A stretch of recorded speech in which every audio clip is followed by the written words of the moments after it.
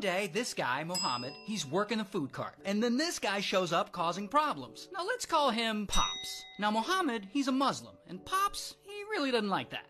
Your daughter like Muhammad did? The Holy Quran that some people use as a toilet? That's why you're selling food in a food cart, because you're ignorant. Now Mohammed and the guys who work at the food cart, they report Pops to the police. But police don't do anything because, you know, it's New York. So Mohammed's coworker, Sam, he starts recording these interactions. And somehow, those videos make their way over to this woman, Layla. Now Layla's an activist, and she posts this on her Twitter asking people to identify Pops. And that is where this TikToker sees it. Tizzy. Tizzy is huge on TikTok, and he's sort of an activist himself. And this is kind of what he does. He identifies people who are acting like a jerk in a video. So, does Tizzy identify who Pops is? Yes, I do, and I don't think you're prepared. Now, right as Tizzy is uploading this TikTok identifying who Pops is, a second and third video drops of Pops harassing Mohammed and Sam. It's not my fault that you pray to a criminal. You're a terrorist. So, who exactly is Pops?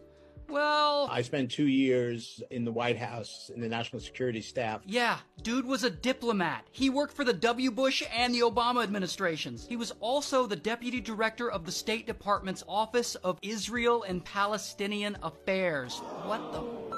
So of course, with this new revelation, these videos are blowing up all over Twitter and TikTok. And then the press picks it up and they start reaching out to Pops and he's like giving interviews. He of course tells the story very differently. This whole thing started when I innocently asked him if he was Egyptian and he said yes. That same day, the lobbying firm that he works with, they see all the news and they see all the videos. Not only do they suddenly drop him in a Twitter post, but the president of the company, who I guess is a lawyer, he offered to represent the food vendors pro bono if they want to bring a harassment lawsuit. And then that becomes a news story. And at this point, all of this news is everywhere. And suddenly there's a lot of public pressure. And then I assume that the police finally decide, like, okay, Pops definitely committed a crime, and then they go and arrest him. What do you want to say to the Muslim community about your remarks, Stuart? And he gets charged with aggravated harassment, a hate crime, and stalking. Now, as for the food cart guys, a GoFundMe was set up, and they raised $35,000 for them. And because of all this attention, they now have a ton of business. Shout out to New York.